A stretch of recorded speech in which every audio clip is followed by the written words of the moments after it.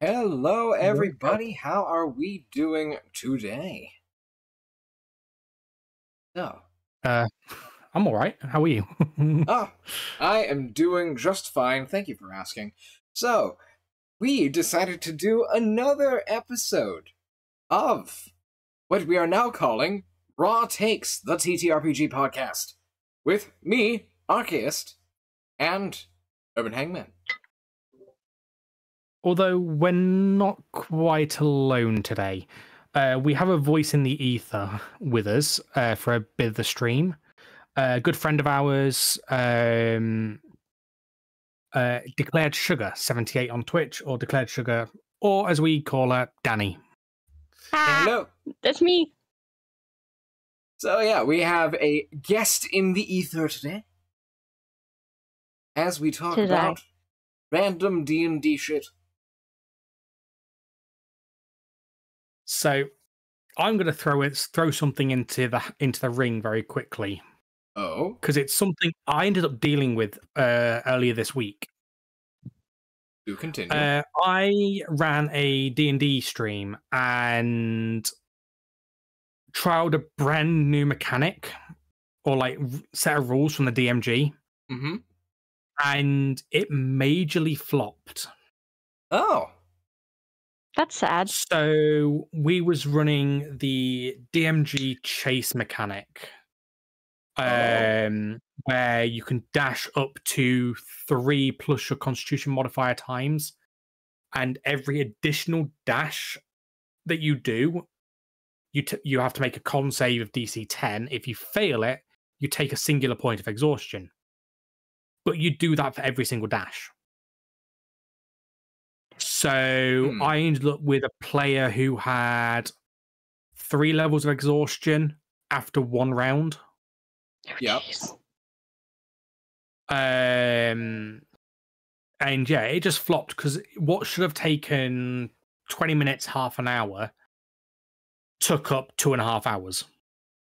Jeez. So my question for you and Danny is, what is your biggest flop moment as a DM or player? Ian, you go first. Oh, this is a good question. Biggest flop moment as a DM or a player? I don't know, because I feel like I've had a bunch. I think, hey Barney! But, yeah, I think... Hi, Barney. For my homebrew setting, what I've been trying to do, one of the things I've been trying to playtest, is vehicular combat. Because it's like, you have things like Ghosts of Saltmarsh and Descent into Avernus, where you do have combat between vehicles, but things start to take a bit of a turn in a steampunk setting. Where you have zeppelins and stuff fighting after each other. So what I did to kind of stress test it, is I had a bunch of zeppelins with the characters in them, fighting an ancient white dragon. Okay. How did that end up going? The fucking dragon was going through these zeppelins like tissue paper, and the party was just like, oh, we're gonna die. Fair. Yeah. That is a fair statement. I think, to be fair, the entire fleet as a whole got the dragon to about half health. Not bad. Not horrible. It's not horrible. I mean, I was trying to design it because it's like the plot point would, you know, be a bit of a survival arc after they survive the crash. That part went swimmingly. They absolutely loved it. But they didn't really think that highly of the combat itself. Because it's just like, they're just like bashing their head against the wall trying to kill this thing, while it's like, oh no, like 2 hits in and another one's going down. Jeepers. Yeah. How about you, Sugar, or Danny? I have only been a player, and I haven't played for very long, and I think the only flop that I had was just making my character and giving a druid the least amount of wisdom you can. Oh. Oh. Oh, was that it? That was in that one shot, wasn't it? Yeah. Yeah. Putting Low your whiz dump druid. stat into the primary ability for that class is always fun. Hmm. This is true. I think I dump statted strength as a barbarian once for a one shot. But that's because it was for a one shot and the idea was to be stupid. So I chose, right, you need strength as a barbarian, so I'm gonna make my barbarian really dexterous and really, really weak. I love that. Yes, a He had limber really barbarian. Yeah, he had very high con. High dexterity. I think he had an 11 in strength, so it wasn't the lowest that it could be. It wasn't a negative, but it was still a +0 to everything. Right. But boy, did he get into combat first. He was the first one in combat every single round, and he had the HP to take the hits. He just couldn't dish out the punishment. Right. So you made the tankiest tank. I made the tankiest tank or a meat bag, one of the two. Yeah, the tankiest tank. Gotta love meat shields. Exactly. Yeah. You know what? That's what you should have named the character. Yeah, Meat I shield. can't remember what I named him. I wish I had, but I didn't. Sadly. That's too bad. But yeah. What about people in chat? What's your biggest flop as either a player or a DM? And while they do that, shall we have a look at a random page in the DMG? Ooh. Well, funny you should say that. I have the DMG up on my stream. Barney says it's my only use being a meat shield. Aw, Barney. I'm sure you have more than that simple use. Maybe.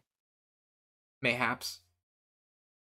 So yeah, I also have the DMG, but I have the digital version of it on D&D Beyond. Okay, I have the PDF. So, seeing as Barney's in chat, Barney, give us a random number between 9 and 200. Okay. It's actually between 9 and 200 and... Where's the back of the appendixes? Between 9 and 289. Barney says, when Chaos's character was killed by another player during session 0. 165. Page 165. I'm curious to know how they got killed in session 0. Yeah, that is... Oh, so we got magic items. Oh, shit, okay. I'm all over the place. Alright, we got magic items. Yeah, I'm going to go start from 164, where you have the Avatar of Death. Oh, the Avatar that's of not Death. concerning at all. Yes. It is a medium undead, neutral evil, armor class 20, hit points, half the hit point maximum of its summoner. Oh, so this is like... Oh, so yeah, we're talking deck of medium. Yeah, only medium. He's death, you know? He's just a guy. Yeah, no, this is what you get summoned from the deck of many things. Which card is that again? Barney says, my nickname.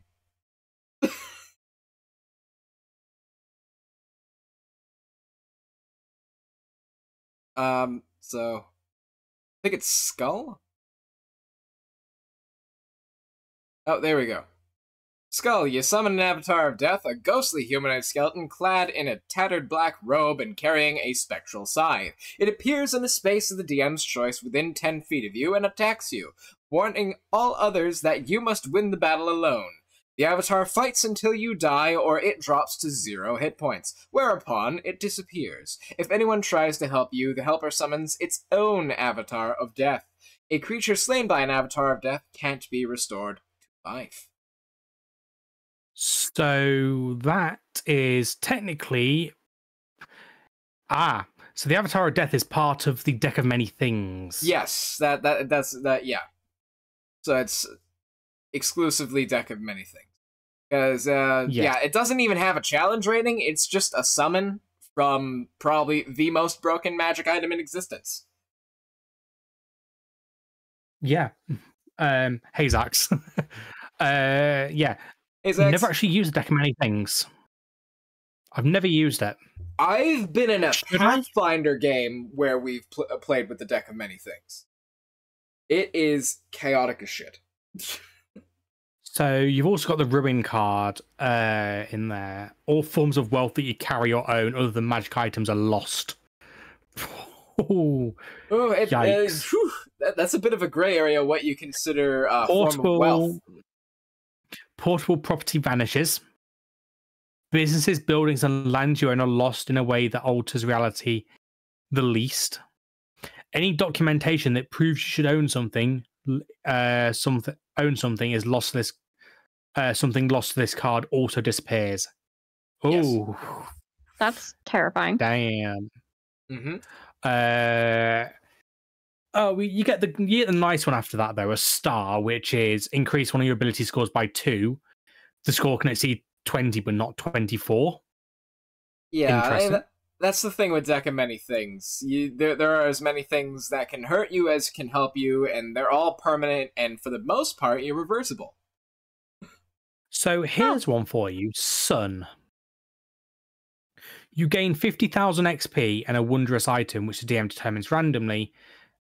Right. It appears in your hands. How do you do that if you're running milestone rather than XP? It's just you get the second part and not the first. Because to me that sounds 50,000 XP is like a level up at low level, right? At least, yeah, because I remember, actually this happened, I wasn't on at the time, I was in a D&D charity marathon on Twitch, and it's like, the character that I was in the group for playing, oh, that is the wrong button, the character that I was in the group for playing, yeah, pulled out the Sun from the Deck of Many Things, and because it was a marathon, it was leveling by experience. And we had to switch out the character for a backup, because everyone else was like level 2, and they just jumped up to like level 6.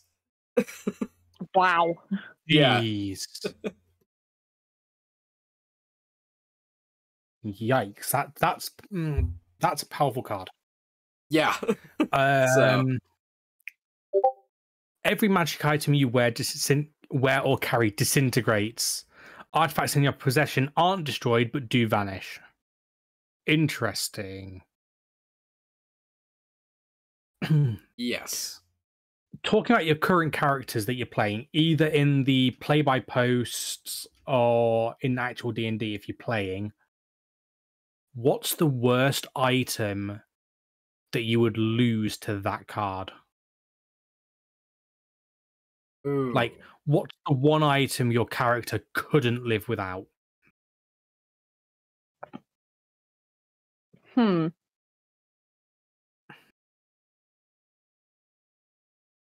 question.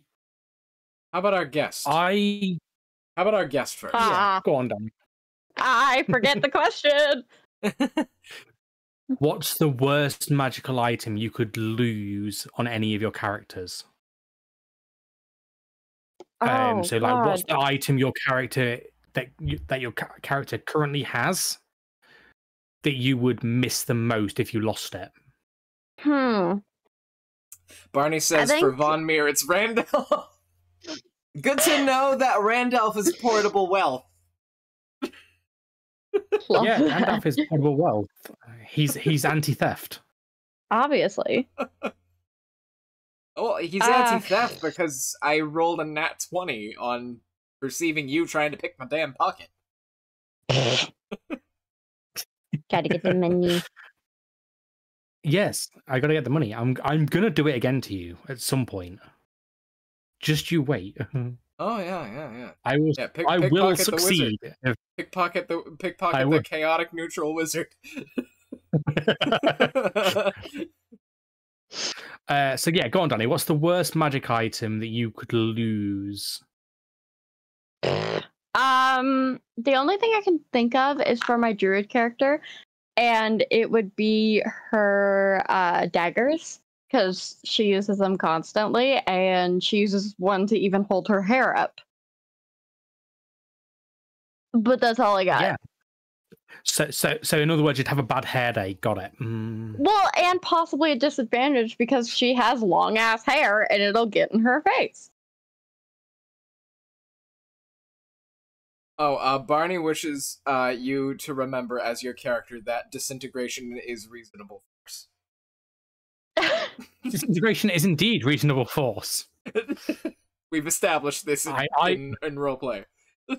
Yes. Yes, I understand this. Go on then, Ian. What would your worst item that you could lose on Randolph? On Randolph specifically? Ooh. Well, his clothes, because they're technically magical, he would be naked. That's fine. That's just embarrassing more than anything. He's a wizard oligarch. He's from a magocracy, and if he's just out in the middle of wherever and all his clothes just vanish. Oh no, you know what? You know what? After meeting everyone, his beard. Yes. That's the best. It's magical, but it's cursed. I mean, yeah, he has a cursed beard, so he's like... So for everyone at home, my wizard Randolph the Plaid, I'll let that sit in your head for a moment. He's in his early to mid-20s, but he has a curse where he has the beard of a 60-year-old. It's his hair color, but he has the beard of a 60-year-old, and everyone else in the server thinks that whenever someone tries to cut off his beard, he just steals someone else's beard through the curse. Oh. That's never been confirmed by canon. I don't care what Tori says. I don't care what Chris says. I don't care what you say. That's never been confirmed canon. It totally has. 100%. So, for me, yes, Barney, his clothes are magical. All his clothes. My rogue at the moment is currently carrying no magic items, so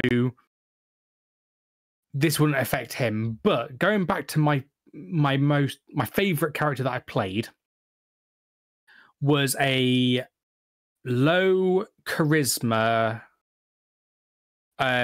stupid intelligence, knowledge cleric.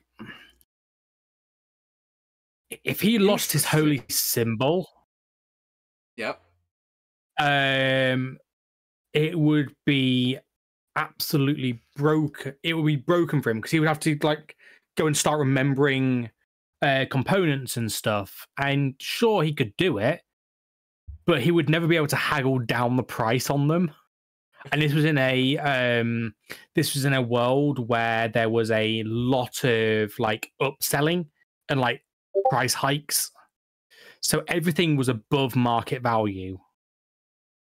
So he would just be broke as a result. I did, however, like that at level 4, he had a 22 passive perception.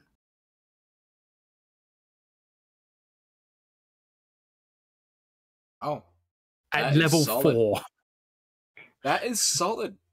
No, I mean, like, level 4, that's like literally nothing can sneak by him. Yeah. Yeah. The DM did turn around to me and said, if I put anything more into my... Yep. Yeah, Yep. no, but Barney, I'm sorry, what? Yeah, I have the exact same reaction. I mean, how did you get 22 passive perception at 4? Bear with me. Let me pull him Just up. luck, apparently. Let me go. No, The it power of God in was anime. variant human. I believe it was variant human. I leveled him up to level 8 recently, but what was he? Variant human, and he had 22. He still got 22 passive. Yeah. But it was all features and traits. Which one? So he's got observant mainly. Oh. Increase your int or whiz by 1. If you see a creature's mouth moving while it's speaking a language you understand, you can interpret what it's saying by reading its lips. And you have a +5 to your passive perception and passive investigation scores. My wisdom score is 18, so +4. Okay. So +9 to that. Plus, he is proficient in perception, so it's +7 on my perception at level 4. No, it'll be 21 at level 4 because it's only +2 proficiency bonus. Okay. Yeah. But so basically, yeah, he was proficient in insight, investigation, and perception. So he's got his proficiency bonus always added to his saving passives. He's got the +5 in his wisdom and intelligence. So it's basically 15 plus the modifier, and the modifier is a 7. Or back then it would have been a 6. So 21 passive. There's no such thing as luck. No such thing as luck, just broken builds. I mean, the thing is, though, this is technically rules as written. So this is perfectly legal to do. Yeah. My DM at the time did turn round to me and say, hey, if you keep increasing this, right, and you go up with a 25, which is entirely possible, if I'm in a crowded area, I would have to be making con saves because it's too information overload. See, I'd just be jacking up the perception checks. Yeah.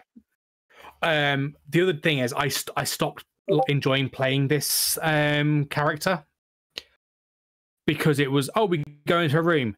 Hey, Kin, do a perception check. Oh, just quickly, our friend Cloud Sugar. I have to go. I'm sorry. I have to be an adult. No, it's all right. Thank you for coming in. Thank you for having me. Yeah. Yes, absolutely. One day we will get you. We will get you for a full episode. One day. Yes, you will get me for a full episode soon. And bear in mind, Barney, we're planning on making this a regular thing.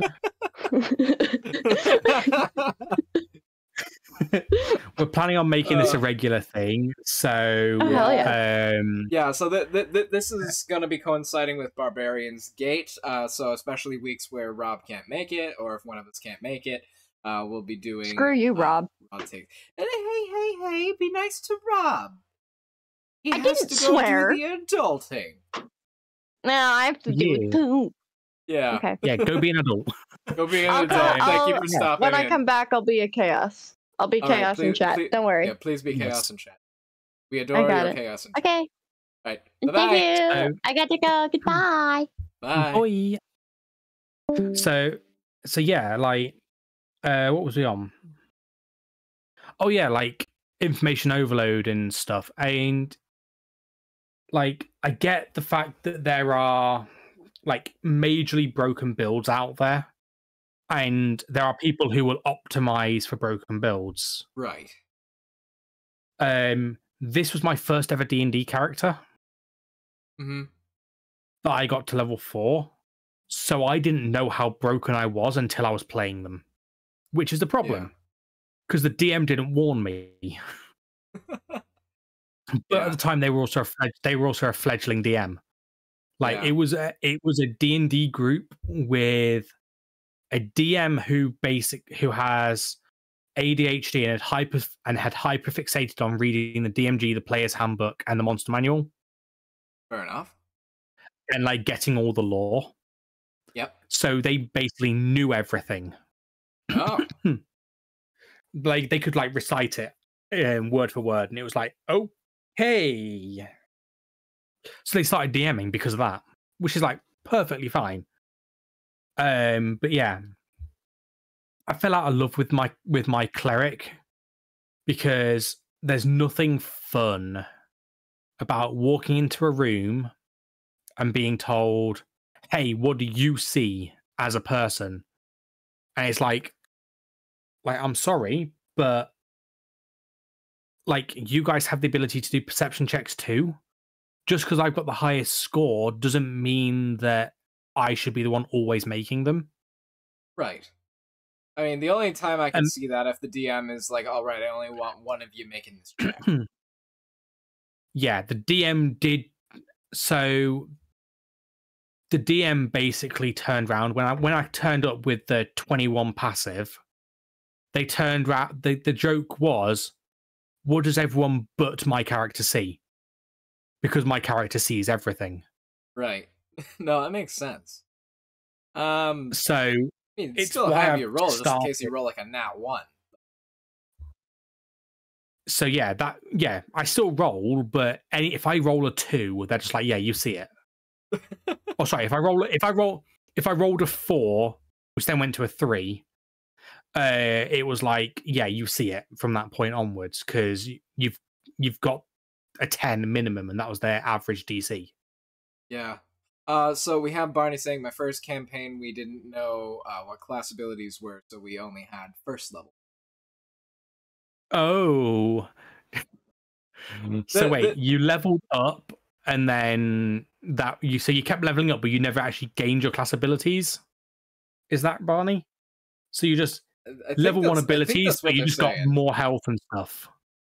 More health and better stats.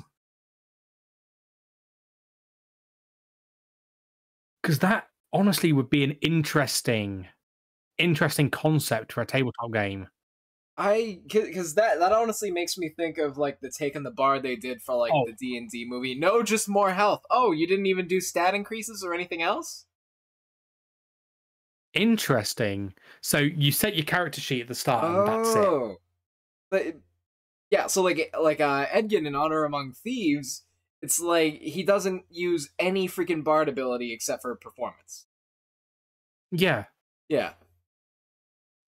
That's a really thing is, that's an interesting concept as well. Like playing a character like a bard, but you don't know the magic side of it or anything, or bardic inspiration or stuff like that. All you know is to perform. Zach the Somniac says, hello, gentlemen. Hello, Zach the Somniac, and welcome to the stream. Says first time seeing you here, so welcome.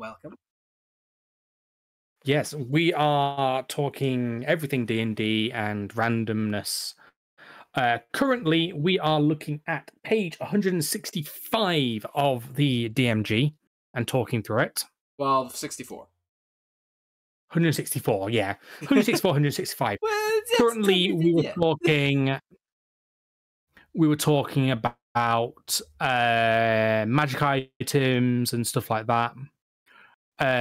What would be the worst magic item that your character could lose to the talent card from the deck of many things? Currently building an Echo Knight Hexblade level 6. Ooh, interesting. Never played an Echo Knight. Neither have I. I've done Eldritch or a Hexblade for that matter. I'm sorry to say the only warlock I've personally played is Pact of the Fiend. I'm sorry to say that I've only really played Cleric. I mean, to be fair, Cleric is an awesome Cleric class. is too fun. I've done it is. It's absolutely Forge brilliant. and Knowledge, I think. And I've done Tempest and Baldur's Gate 3, but that sort of counts.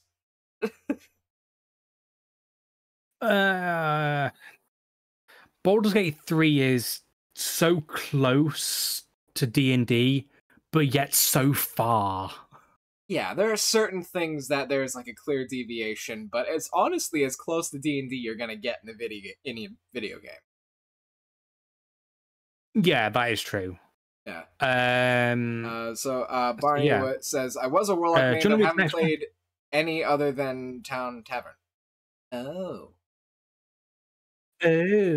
So when Barney mentions town/tavern, we're in a server together that does like text-based roleplay based around D&D 5e.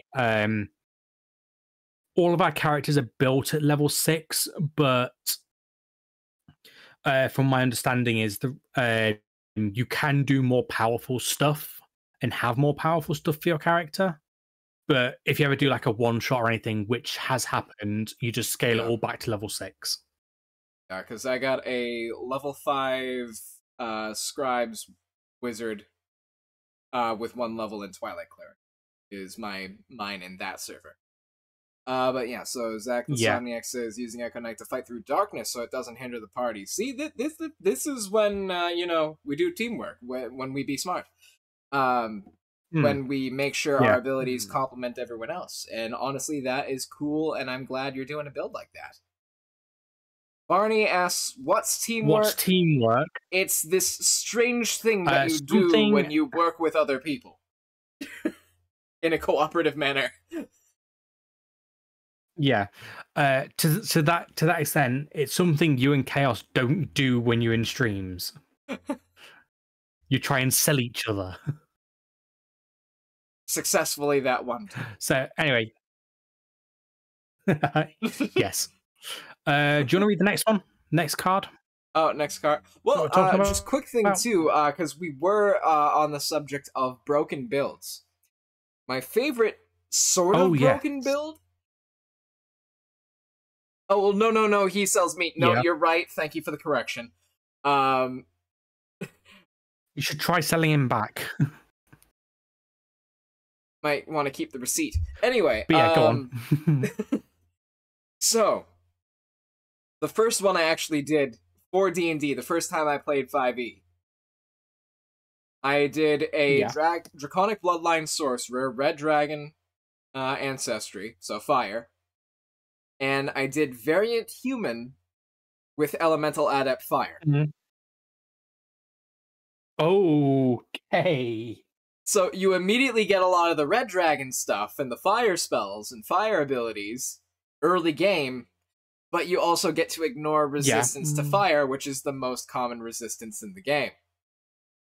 So the only time that would screw you would be like, you're facing down like a red dragon or something else like that has immunity. But if you're like, let's say, fighting a fiend, which only has resistance to fire, your fire's still doing stuff. Yeah. That was probably the most favorite sorcerer I've ever played. I love Wayland to bits. But Zach Lasagna says, Total Battlesmith Blade Singer. Oh, wow. Oh, you're really going for Blender on that one. I love it. Total Battlesmith sounds interesting, but then with Blade Singer? Yes. Damn. Yes. What level in each, Zach the Somniac? Dump Dex and focus on intelligence and constitution. That is... Yes. I mean, because both the Blade Singer and the Battlesmith focus on intelligence. Yeah. And the Total already has a defensive ability, so with the Battlesmith, it's just like, yeah, you're just a invulnerable Cuisinart. Yeah. So. That's actually really interesting. I love it. So yeah, what was the levels in each? Because I'm Discord. curious now. I'm curious now.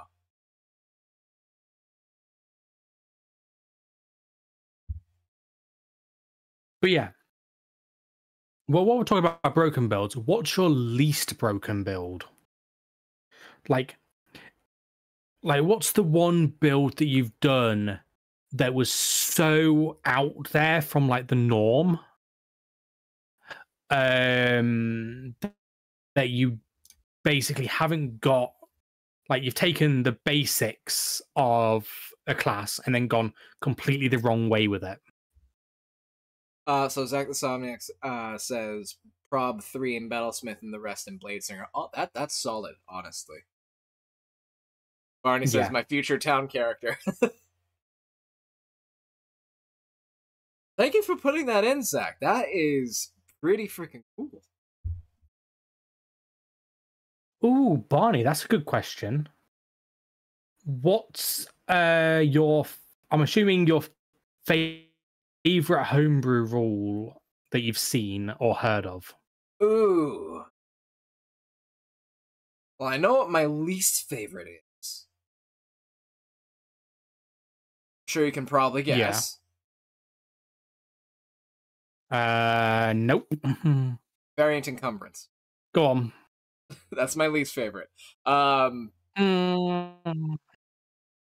the you're encumbered, heavily encumbered, and then just basically can't move, right? Yeah. It's just, it's honestly a lot to keep track of, and where 5e is already streamlined, it's just, you know. Yeah. Homebrew starvation. That's interesting. Because that's another thing I see DMs do, and I'm guilty of this myself. I do not keep track of my party's rations. No. You will be stealing these for your own games. That's great. I love it. It's so my one that I particularly like is based around like a different system of health potions. Mm-hmm. So for games where you don't have a lot of healing, yep. I went with a new system of health potions. So there's 10 levels of health potion. Yep. You start out at a D6 plus your Constitution modifier. Mm-hmm. The second level is 2d6 plus your Constitution modifier, 3d6 plus your con mod, 4d6 plus your con mod, 5d6 plus 2 times your con mod,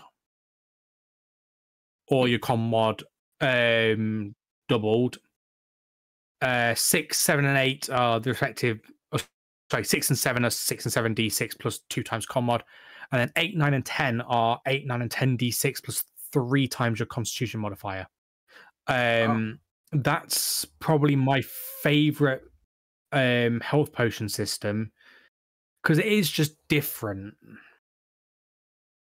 Mm-hmm. Like it's much more open, to say, to put it in probably the best terms that I can. Yeah. Where like you've got all of these things, all of these health potions. You can set a massive variety of pricing among them all, and yeah, it's always nice and interesting, to say the least, to have a like a variance, to say the least. Yeah. No, I really like that. Because I feel like, especially at higher levels, health potions can be a little underwhelming. And then you're just forking out all sorts of cash on the stuff that can actually bring you back up. Yeah. Hit point total. The other thing as well is that basically with my health potions, because I use the Constitution modifier, people with a lower con don't get as much benefit from them, but they've not got as much hit points anyway. Right.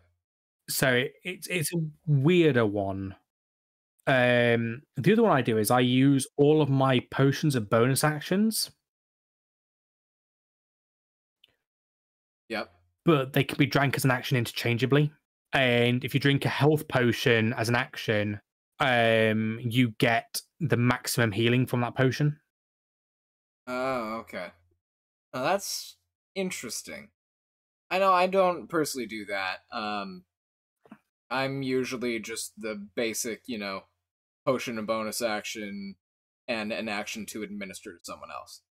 I just keep that pretty much as is. But Oh yeah. no, with I homebrew not homebrew. Home rule that I really like is crafting.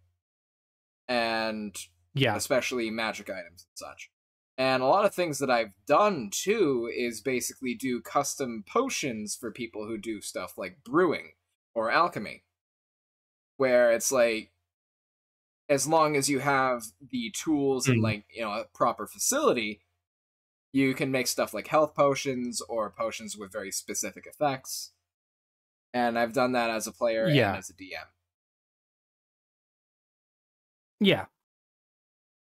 And I do kind of a mix between what's in the DMG and what's in Xanathar's, because sometimes it doesn't really work. Like, for example, are you going to want to make a magic item if you're going to, spend 3/4 of the cost and then have a random event that says that you get hardly anything back? You know what I mean? Because what person in their sane mind is gonna spend 375 gold pieces on making a magic item and then get back 250? You know what I mean? Yeah. You're losing money. Oh yeah, no, you don't want to lose money at all. Right. I actually need to figure out something because my internet is all over the place. Oh, no worries. Gonna do some tech stuff live. The sun is going down for me, and also somebody forgot that I'm streaming and I'm getting a call. 1 second. Right. We will be right back, guys.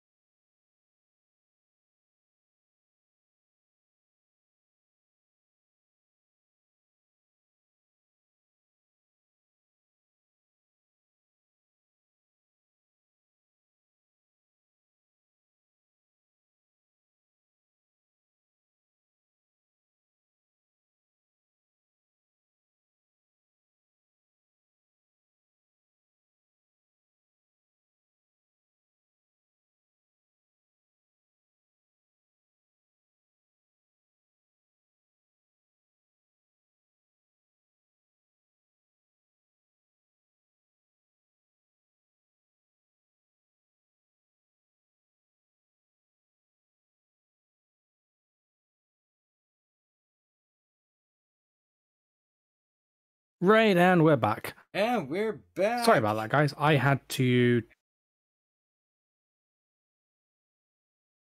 Yay, back. So, I had to do a little bit of fiddling with my setup. Just to get it working. Somehow it's still laggy a little bit, but well. Oh, it's fine. It's working for the moment. Stream's got a decent upload. Wow, it'd be so long. But yeah. Says Barney. Wow, it'd be so long. I know. I'm sorry, Barney. Back. But yeah. So the next one is Throne. Ian? Oh, we're going straight to that. So we have Zach the Somniac, who was a total Hexblade Gloomstalker.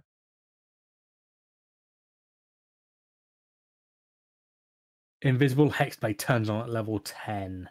Yeah. Ooh. Stuff. Yeah, no. Cool stuff, and Zach, could be broken if used correctly. Oh, yeah, some cool character content.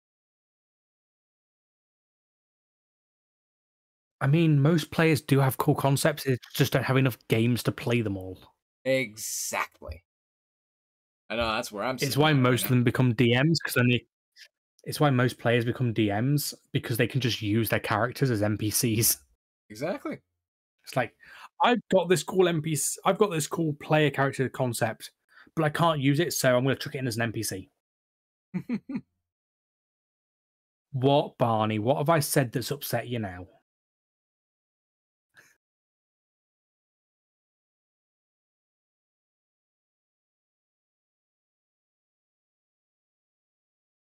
Right. No, anyway. Barney's agreeing that, you know, too many characters, not enough games. Yeah, no, that's fair. So, anyway, Throne. Throne. You gain proficiency in the Persuasion skill. And you double your proficiency bonus on checks made with that skill. So you gain proficiency with it, but you double your proficiency bonus, so you basically get expertise then. In addition, you gain rightful ownership of a small keep somewhere in the world. However, the keep is currently in the hands of monsters, which you must clear out before you can claim the keep as yours.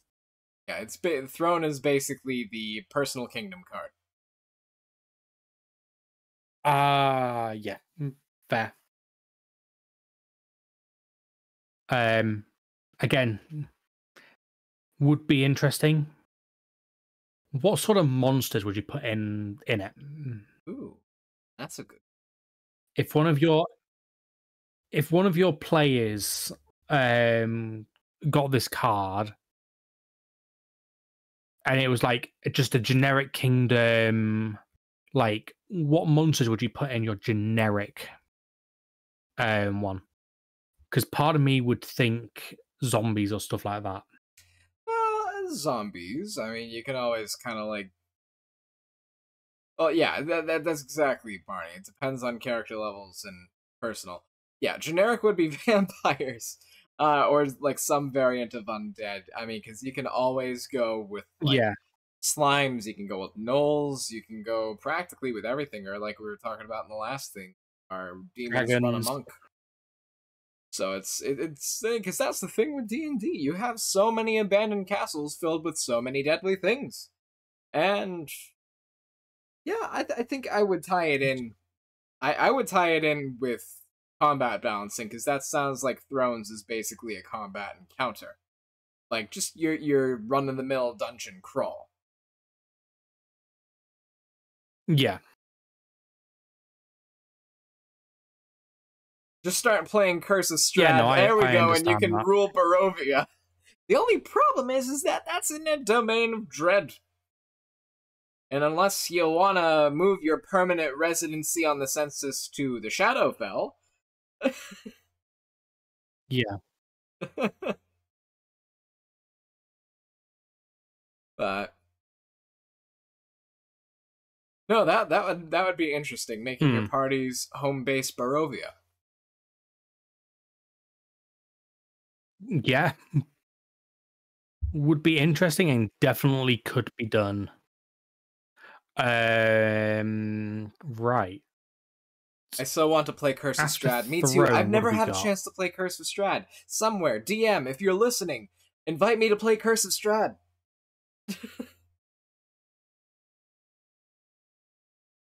How much do you want to play Curse of Strahd? How much are you Because I offering? may know of a DM who is potentially running a game of Curse of Strahd. You know what? We'll talk about Curse Depending of Strahd on when afterward. university's out. It's the only pre-written I Yeah. actually want to play. Actually, Um, I've played a little bit of Descent into Avernus. It's pretty good. I think one of the things I want to play as well is The Wild Beyond the Witchlight. that's kinda like the the base Feywild setting, one, isn't it? and my cat is going absolutely ham on my bookcase. Oh, good to know. Yeah. If you hear the scratching in the background, that's why. But yeah. Nah, they're all right. Your mic's cutting it out, so it's good. When your cat snores, though, that's a different story. Your mic likes to pick that up all the time. Oh, absolutely. So, 2 more cards in the deck of many things. Before we move on, yes. Vizier. Vizier. Anytime you The choose Vizier, within 1 or year Vizier.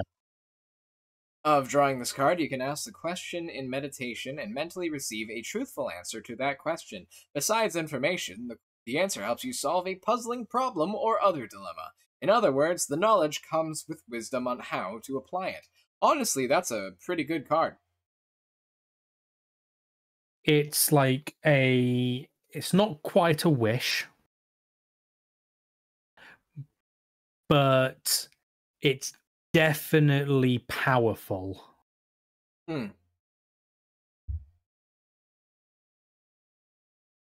Barney says, "Oh, I made a homebrew one-shot inspired by a joke name me and my players had for Descent into Avernus." Oh? And what was the joke name? Now we need to know the name of it. Yeah, give us the joke name. Don't spare the deets. Don't leave us on. Deets.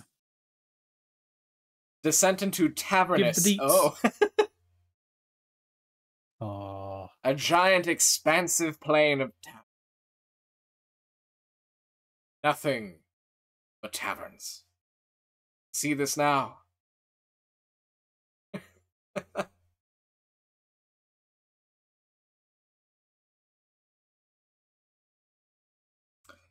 Alright. And then we have, last but not least, the Void.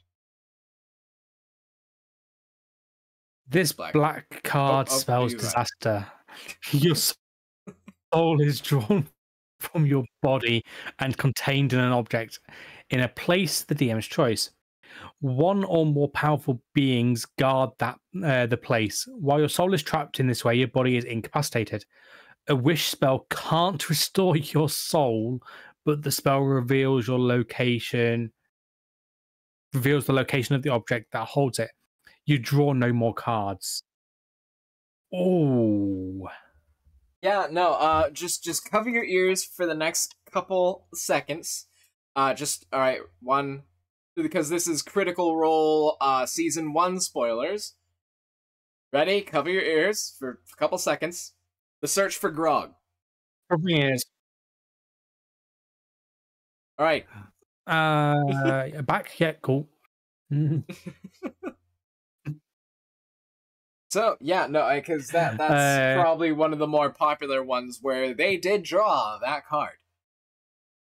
From Critical Role, yeah. It must have been drawn a bunch of times. Oh, definitely. But there are... Barney says, haha, Grog. Definitely. Yeah. But, yeah. Right. So for his Descent into Tavernus, the entire premise is you wake up in a tavern and you leave your and you leave the exact same tavern with a tiny difference, and you must escape. Oh, okay, so it's just kind of like repeat tavern. I think so. It's an escape. It's an escape thing. I've actually like read a version of that somewhere. It's been ages though. But yeah, it's like things only slightly change each time you leave the tavern and go into the next tavern. And you gotta figure out what's causing the loop.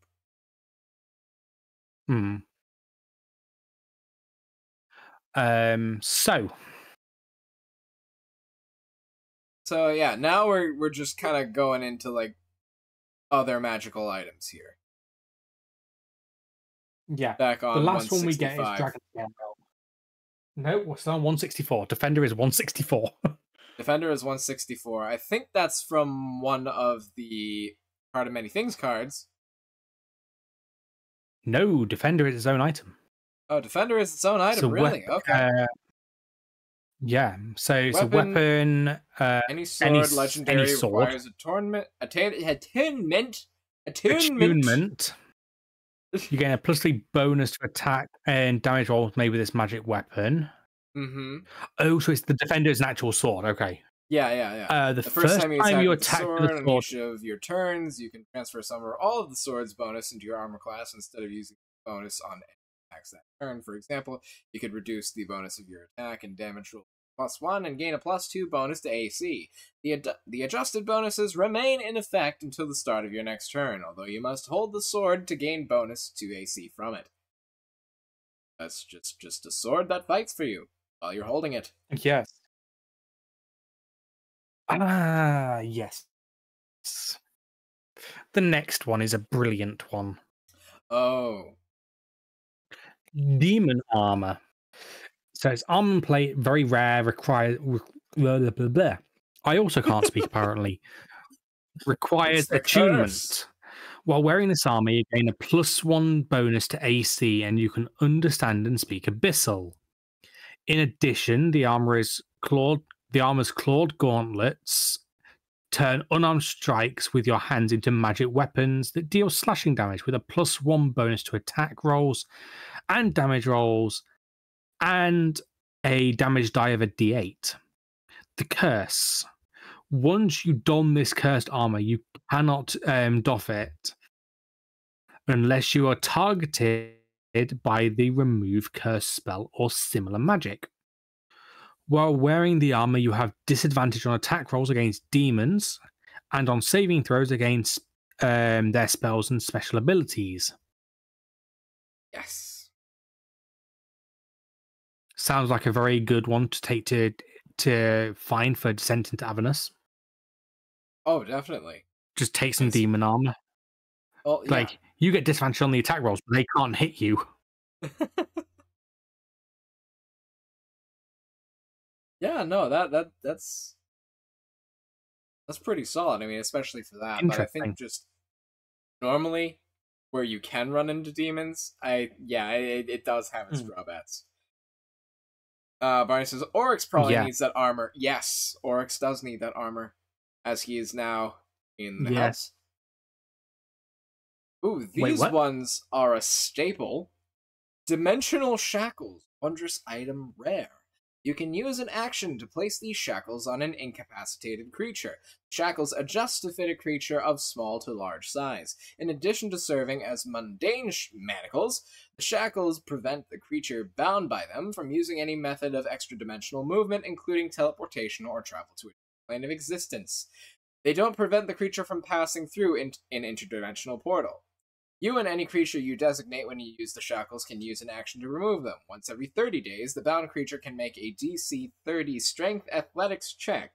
On a success, the creature breaks free and destroys the shackles. Chill. So, in other words, Wild Magic Barbarian. Yes. In a rage. Yes. At level 20, might have a chance of breaking out of them every 30 days. Might. It's not entirely possible, but hey ho. It's not Oh, foolproof. and the final item. Dragon Scale Mail. Armor, scale mail, very rare, requires attunement. The dragon scale mail is made of the scales of one kind of dragon. Sometimes dragons collect their cast off scales and gift them to humanoids. Other times, hunters carefully skin and preserve the hide of a dead dragon.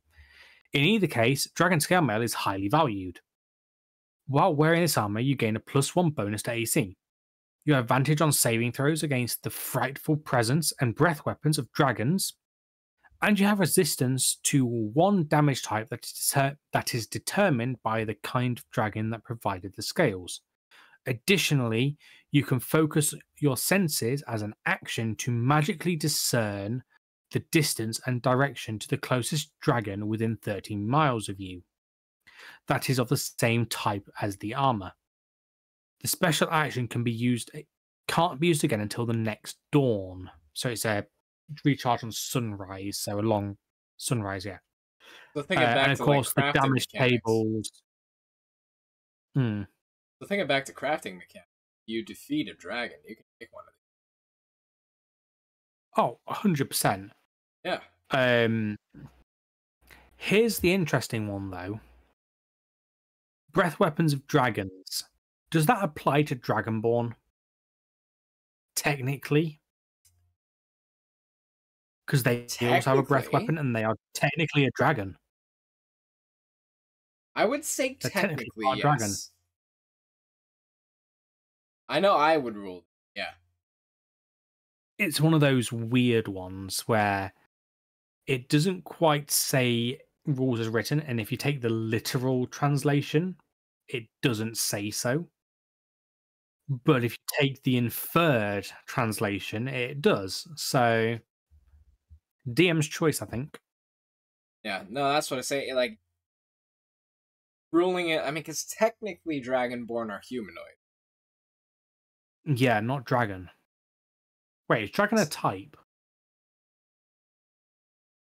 I think it's.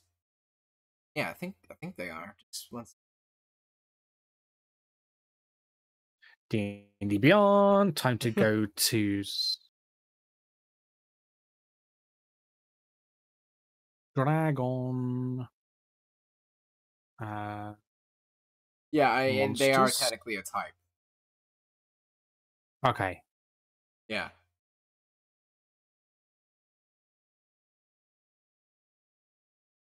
Okay, so yeah, if it is a type, then yeah, because there's quite a few times in the DMG and stuff where it says, like, the thing that comes to mind is hold monster and hold person. Mm-hmm. Neither of those affect undead. Right. And there is no spell to hold an undead in one place. There's turn undead from clerics. Right.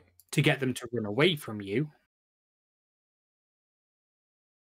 But no ability to get them to stop still.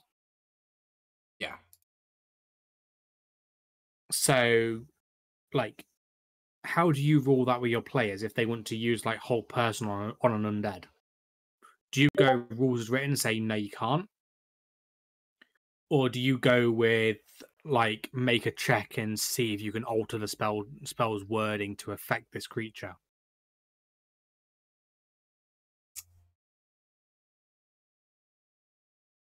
Yeah. Oh, so we're discussing like technicalities with wording, like certain spells where if it says a humanoid, you can only target, such as withhold person. Does that apply to things like vampires? Likewise, does a dragonborn, which is technically a humanoid, count as a dragon?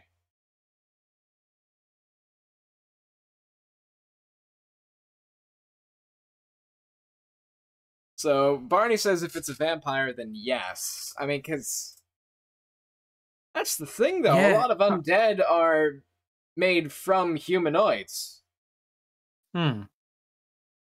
So this is where I came in with my guy, one of my campaigns that I'm running currently. Mhm. They were fighting vampires and skeletons. And one of them wanted to use whole person. And I was Right. like, rules as written, you cannot do this. But leave it with me. We'll talk about it after session and figure something out. Yeah. Because it was in the middle of a session when it came up. Yeah, Barney says Um, if it's a non-humanoid undead, no. And that's kind of a thing too. You end up in a discussion of categories too. Like not all humanoids are undead, but not all undead are humanoids. So You end I up in sort came of like a out with logical gray area. Yeah. So the way I ruled it in my game was make a Arcana check, and the DC was 15 because they were low level. Yep. And it was the first time this person's actually casting this spell. Hmm. So I went with I'm going to raise the DC a bit more because it's the first time you're casting it. You've not used this spell before. You know how it works because you've seen it cast, but you're trying to mimic it. Also, you're not that powerful of a cleric right now, Right. or a wizard at the time. And I just went to them make me an Arcana check. They rolled low, so the answer was no Hmm. to it working, but DC 15. And if they succeeded, they would be able to. They would learn and gain the ability to do that to any undead humanoids. So vampires, skeletons, all that stuff that falls into the grey area. Right. They'd be able to use whole person on it, regardless from that point forwards. But again, they can only make the check once per day. Because technically they could do, if you was going iterative, spell casting, cast it, and then cast it again, and cast it again, and cast it again. But just slightly change the pronunciation of words to cause the effect is totally a thing that could happen. Yeah, I can see So the I put it logic. on a sunrise. I put it on a sunrise reset because I didn't want them to be able to just keep going. Because instead, I turned around to them and said, "This check is not as you cast it; it's before you cast it to see if you think how confident you are in the wording, your changes to the wording." Yeah. So if I had it with them actually casting it, then yeah, I'd let them do it over and over again. But because I made it so that it was basically you can cast it, you think about the wording and the wording's not quite right in your mind. Yep. That way, I think they were a bit more happy with that as well because it's not like they can just keep going at it every day. And just you burn up all of their spell slots. It's before they even burn up a singular spell slot. Because at level 4, you don't have many second level spells. Exactly. So we have reached the bottom of page 165. Sweet. It has only taken us an hour. Oh, that's it? Wow, Only time an hour. flies. Time flies. Only 1 hour. I have about half an hour to an hour left on my time for this. So, do we wish to do another page? Do we wish to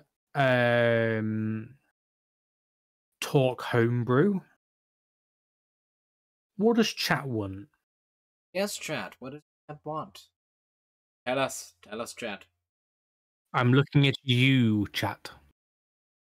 He's looking If at you would like to talk homebrew and have a look through the D&D Beyond homebrew stuff, homebrew like rules, monsters, etc. Then put a 1 in Ian's chat and my chat. We have a request for cheesecake. Unfortunately, that is a request we cannot fulfill at this time, as cheesecake would require us being able to send cheese to you. And we are unable to do that. Also, I would eat the cheesecake before you get... Barney, I have cheesecake for you. Just come to my stream. Barney, come to my stream. I have cheesecake for you. No, don't leave.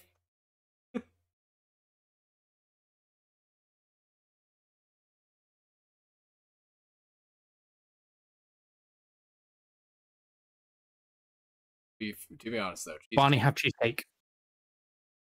There's cheesecake. I provide. You wanted cheesecake. You didn't say you wanted it physically. Barney's happy. I have a happy Barney in my chat. Oh. I'll give you more cheesecake.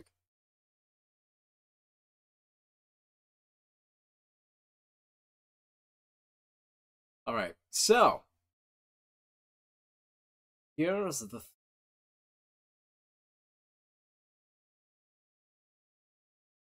Do we thing? Want to... What is the thing? Do we want to make a bro? Oh, okay. Yeah.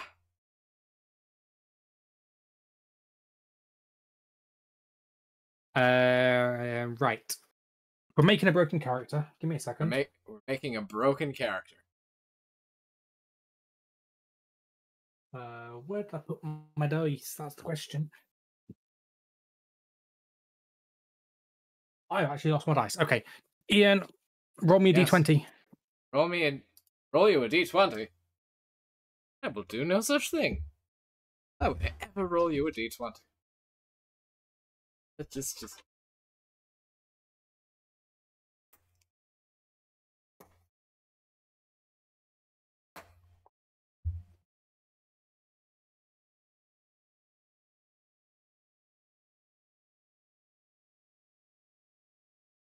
If you're only listening to this, this is going to make no sense to you. Mm-hmm. Oh my god, you have cheesecake. That is amazing. Can you send some over here, please? Now we're talking about cheesecake. Now I want cheesecake. Yeah, please send cheesecake this way. Yes. Right. We stream for cheesecake. So. 7. Right. A 7. We are making a level 7 character. Making a level 7 character. Right. Which race do we want? Which race? I have a bunch of races. Well, if we're making a broken character, why don't we decide first what class we want, or class says? Mm-hmm. That's fair. I always think 2 levels in fighter is one of my go-tos. Okay. Barney also asks for monk. Broken builds. Fighter monk, so a monk with action surge. Apparently.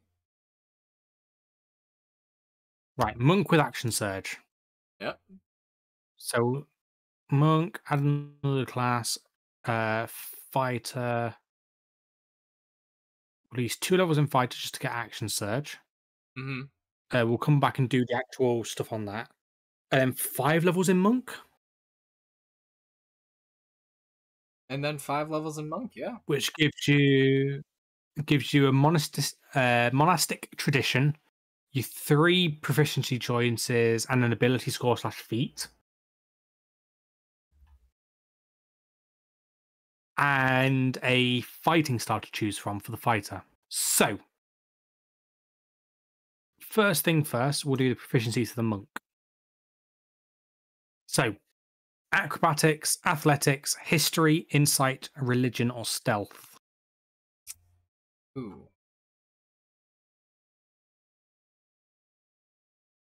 And we're just bringing player's handbook up.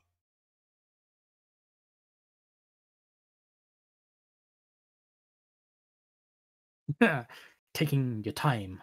I see. So Just yeah. hang on there, Mr. Speedy Pants. All right. Barney, what were you thinking for monk skills? I know. I would do acrobatics. Yeah. You got a second one? Athletics, history, insight, religion, or stealth? Insight. Insight. Insight. And a musical instrument or artisan tool? I have chosen insight, don't worry. Insight, yes. So, alchemist supplies, bagpipes, bird pipes, brewer supplies, calligrapher supplies, carpenter's tool. How what? You know what? Ian. Know what? Know Yeah. what? I think we're gonna do bagpipes. No. Let's do brewer's. Which one? Bird pipes? Was that? No. Let's do brewer's tool. I Brewer's... said bagpipes as a joke. A bagpipe wielding monk. That would be something. Okay, 1 minute.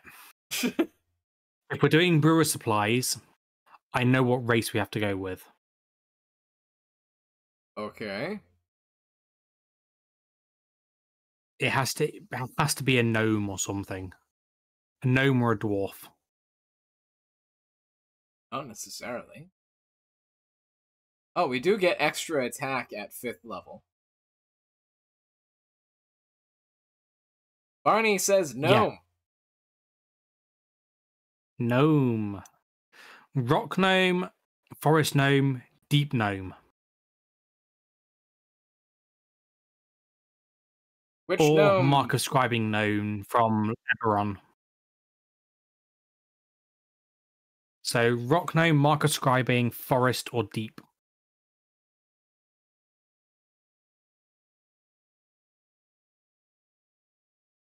Rock gnome, you get Artificer's Law or Tinkerer. Mark of Scribing gets a Gifted Scribe when you make an intelligence history check or an ability check using calligrapher supplies. You can roll a d4 and add that number to the rolled ability check. And Scribe's Insight. And Spells of the Mark.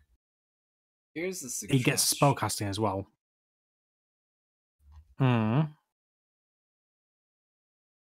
So for monk subclass, I'm going into Xanathar. Good old Xanathar. Yeah.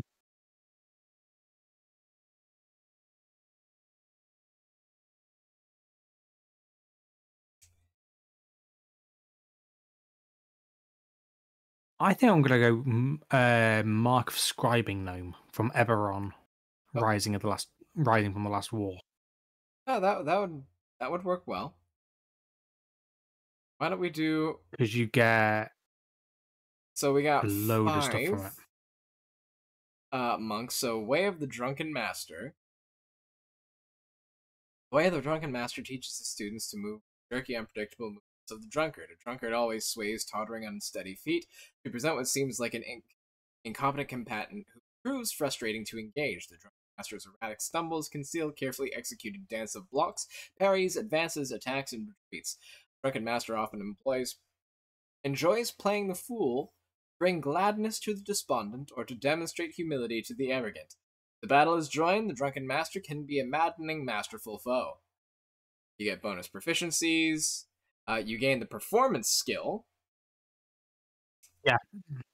So I'm Drunken going to technique. You learn how to twist and turn quickly as part of your flurry of blows. Whenever you use flurry of blows, you gain the benefit of the disengage action, and your walking speed increases by 10 feet until the end of your next turn. Hey, Chaos Town character is a Way of the Drunken Master. I mean, no, he's not. So I'm changing our brewer's supplies to calligrapher's supplies. Why? We have Drunken Master. He should be Proficiency. able to be drunken. Because we get brewer supplies with bonus proficiencies Oh, of okay, Drunken never Master. mind. All right, yeah, calligraphers. Unless you want to just do bagpipes for funsies. I've gone with calligraphers because actually calligraphers works with the race. All right, fine. All right, calligraphers. So, and no, Xanathar has disappeared. Okay, there we go. Ability score improvement. Are we doing ability score improvement or feat? Or are we coming back to it? We'll come back to it. And then fighting style. Here's the thing. We get Flurry of Blows, and we also get Action Surge, and because of Drunken Technique, you get free Disengage and plus 10 feet of movement.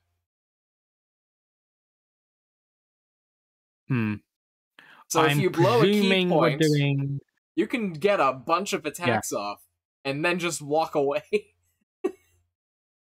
I'm assuming for the fighting style, we're going unarmed fighting. Yes. Your unarmed strikes can deal bludgeoning damage equal 1d6 plus your strength modifier on a hit. If you aren't wielding any weapons or shields when you make the attack roll, the d6 becomes a d8. At the start of each of your turns, you can deal 1d4 bludgeoning damage to one creature grappled by you. Yes. See, this it works. We've already turned this into a drunken blender. So, next thing I need to do is I'm going to work out the health. So I'm going to roll 2d10 and 4d8. That's right. Yeah. 4d8 and 2d10. For a total of 31 plus 8, so 39. Which I then need to make sure I go change the settings so I can do rolled hit points.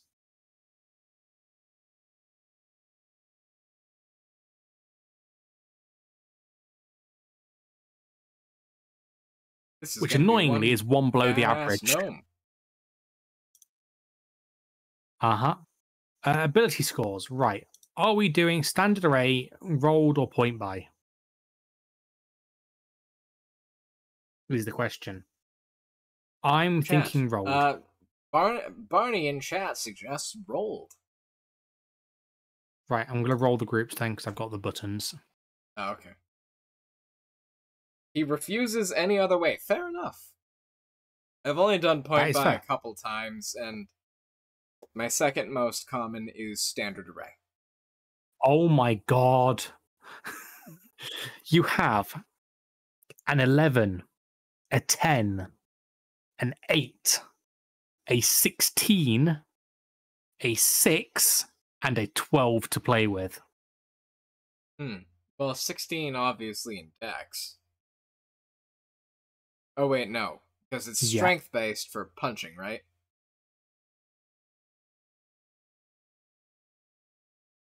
It's strength when he punches.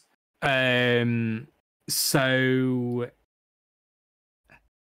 Yeah, glass cannon. He's either got Dex or Con for the 16, I think. Because Monk's mainly Dex. Yeah, so why don't we do 16? He's only unarmed. 16 Dex. Yeah. 12? Well, strength probably. Yep. 11 in Con. Yep. 10 in Intelligence, Wisdom, or Charisma. Charisma. Oh no, Wisdom. No, you're right, Wisdom. 8 in Int or Charisma.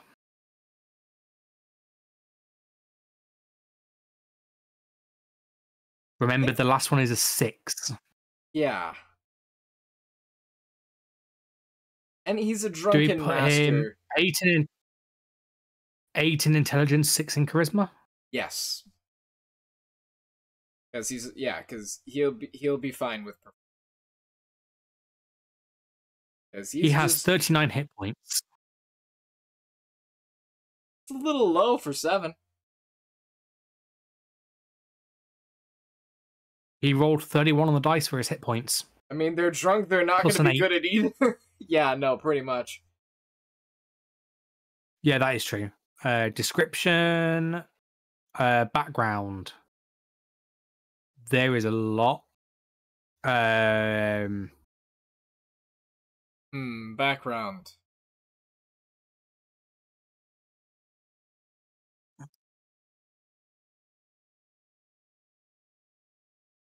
Urban bounty hunter. I don't think so. We have a suggestion. Urchin. Urchin, yeah. Right.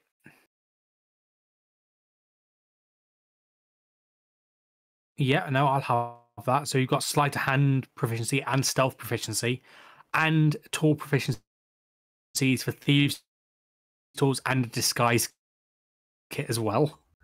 This guy knows everything. Characteristics. Are we bothering with them? Like traits, No, ideals, and bonds? Yeah, we're just trying to make something broken, honestly. Okay. Equipment. Starting equipment or gold? Starting. Short sword or simple weapon? Short sword. Dungeoneer's pack or explorer's pack? Explorers.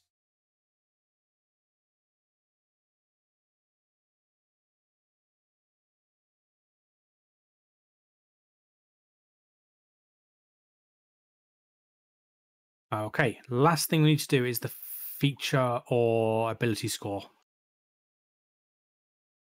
All right. So, I'm thinking we do ability score and dump that into strength.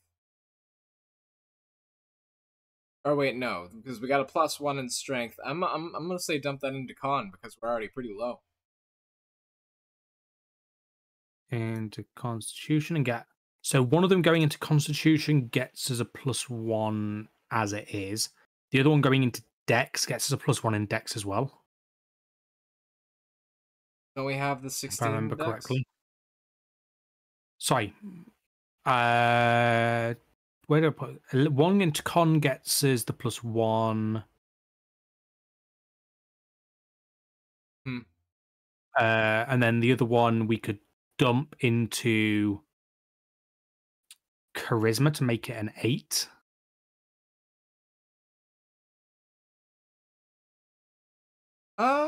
Yeah, why don't we do that? We've got a +2 to intelligence as a base, so we've got a 0 in that. So charisma's our dump stat. Yeah, so yeah, why don't we just soften that to a -1? And we'll make sure con is at +1 as well. Yeah, have done. Right. Let's go look at the character sheet. Can you send me the link for the character sheet? Yep.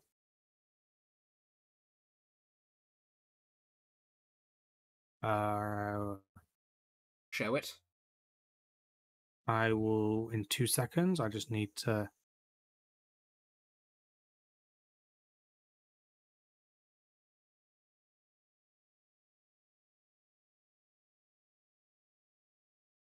Right. Oh.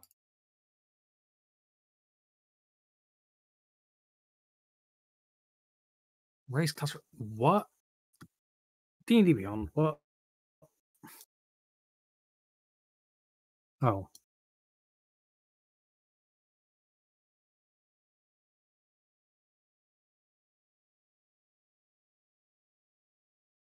Right. Mana.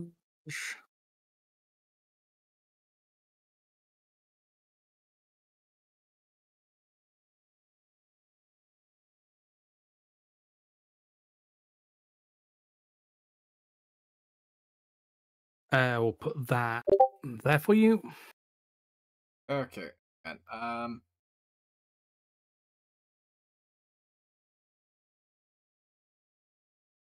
So it's a bit of an interesting one. 46 hit points. 1 second. Technical difficulties?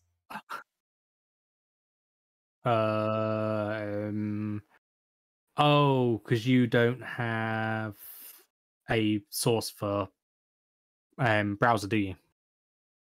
I will, just momentarily. I will, just not right now. Give me a minute. Oh, nope, that's not what I wanted to do. Hang on. So this guy, I like him. He looks fun. We haven't named him, but actually, I'm going to name him. Filbert. Nah, I'm naming him Urchin. No, Barney's not the name. Cheesecake. Yep, no, he is now Cheesecake. So, Cheesecake. He's a level 7 monk fighter. He has a strength of 12, a dexterity of 16, a constitution of 12, an intelligence of 10, a wisdom of 10, and a charisma of 8. Currently has a +3 bonus to proficiency and has a walking speed of 35 feet. As a gnome. Yeah. 46 hit points, no defenses or vulnerabilities or immunities, a +3 to initiative, and an arm class of 13. Proficiency in both strength and dexterity saving throws, All right, but they get advantage on intelligence. What? How do you get this to scroll down? Did you add it as browser source? Yeah, you told me to add it as a browser source. No. I literally have a window capture of my browser. Oh. However, you can right click on the source and click interact in OBS, and it'll open up a window that you can control. Where? Right click the source, browser source, click interact at the bottom. It'll open up a window over your OBS that you can scroll on. You ate too much cheesecake. So he has All right. proficiency in. Where is it? Ending mode, transition, full screen. Above filters and properties at the very bottom of the right-click menu. You want to click on the source, not interact. Yes. Oh, okay, I see. So, wow, I've learned a new thing today. Yes. The food not to care. I hope you didn't eat cheesecake. Or cheesecake. Or cheesecake.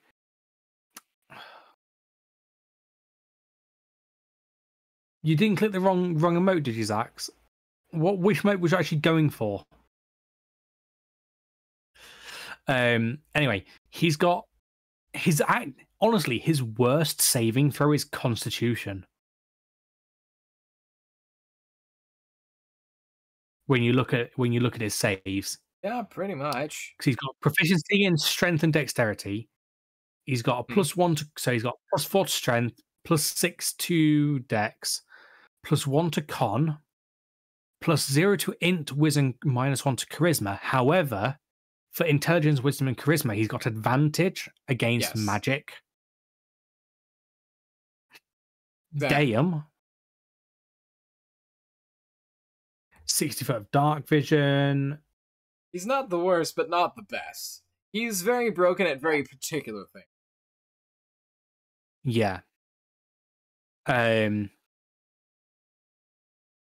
Honestly, what level do bards get hard proficiency in everything?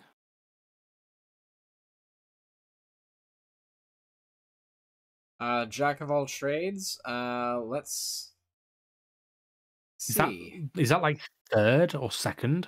Oh, we'll find that out in just a second.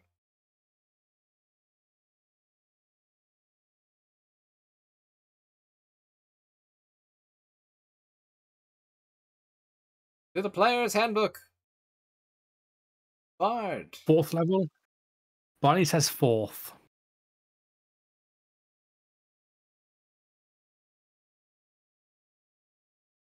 Fourth level, you say?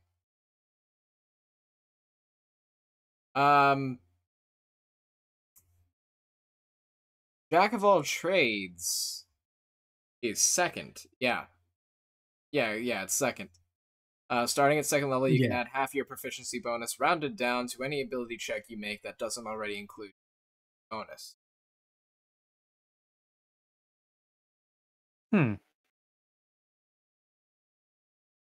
Because, yeah, that's definitely another option with this class. Swap out the fighter for... Well, here's the thing. Thing.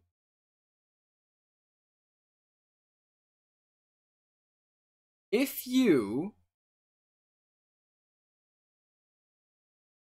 Oh, yeah, you got confused with Bardic versatility. Yeah, so if you take away the action surge, then he's only got the flurry of blows. So and he doesn't have his D8s. Yeah, exactly. With action surge, each punch does more, or with fighter, each punch does more. And action surge, you can do technically 2 flurries of blow in one. Yeah. No, action surge it doesn't do bonus action. It only does your Oh, my bad. Well, he's got a sword. So actually, because wait, flurry of blows is because action surge is bonus action. Okay. If I remember correctly. Where is action surge on? Yeah. Features and traits. Action surge. No. Action surge is neither. Yeah, I thought it was a free action. So, but you can only do flurry of blows once. I mean, you still got another action. Wow. Other option. Yeah. The other option though is it Assassin Rogue that gets the extra bonus action to flurry of blows twice?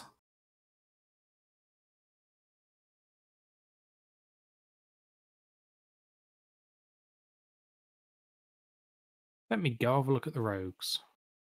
Well, I mean, we're worried about it being a glass cannon. Fighters also get second wind at, level 2. Use a bonus action to regain hit points equal to 1 plus your fighter level. Not a lot, but it's still something.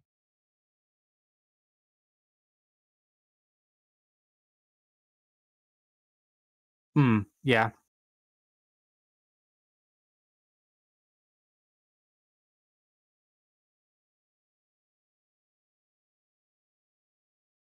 Mine.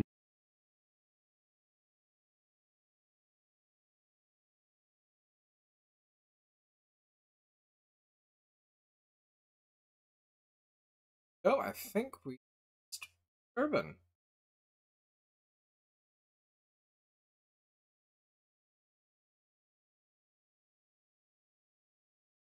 Just a moment, guys.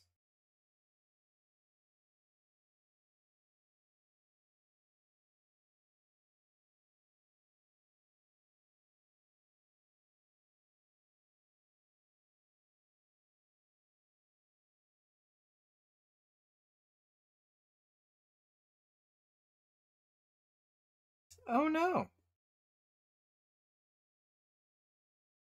We've lost our co-host. You don't. Oh, Okay. oh, we hear him. My internet is being a shit. You can hear me. Yeah, I can hear I see, you. I see the We ping lost your from you. video. You have retreated to the ether. I lost your video. Barney says, I should be coming Urban! back in a second. Because why is this working for me? But Oh, yeah. Can you hear me? He says. I don't. You should have my video back. 'Cause my video is. My still video back. is still running, but when I go into Ninja, it says you're gone.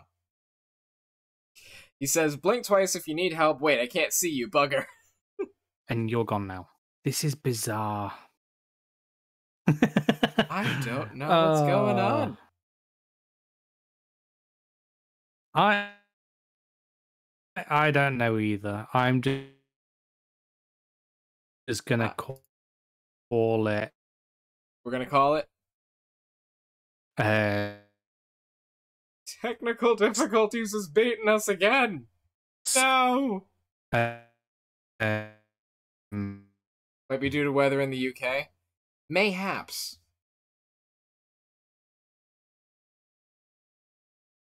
Nah, weather's fine. The weather's fine in the UK. No, it's the line rental reset time. Ah.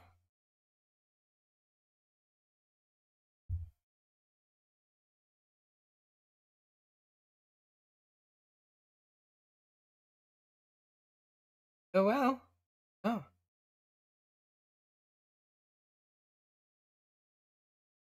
Yeah. Nothing I can do. The Twitches. I'm calling it and gonna go raid into someone. Yeah, I'm gonna do the same thing. But thank you for hanging out. Yeah. You as well, and the rest of yeah, you I'm in just chat. getting rid of that setup. We'll get it working. So All trial and error, isn't it? yeah.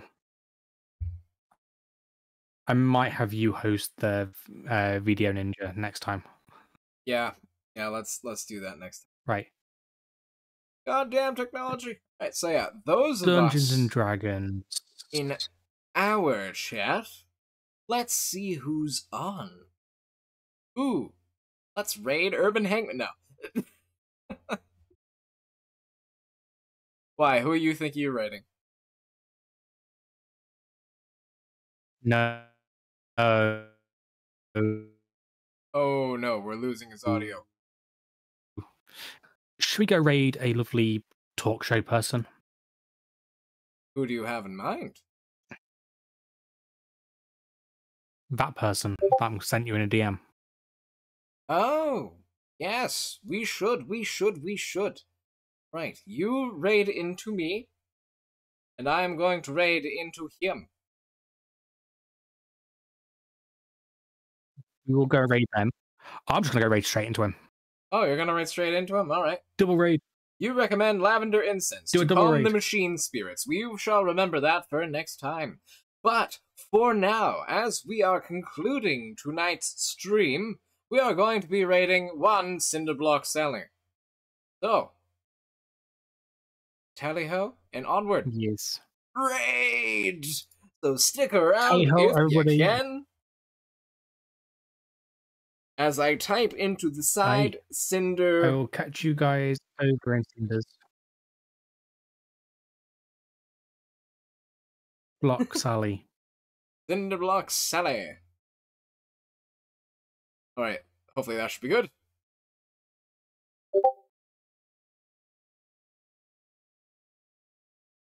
That is not our sponsor. Please, that is not our sponsor. I will catch you over in Cinder's place. Talk to you in a moment. Talk to you in a moment. Alright, thank you so much, guys, for coming into today's stream. And that's gonna do it for today, guys.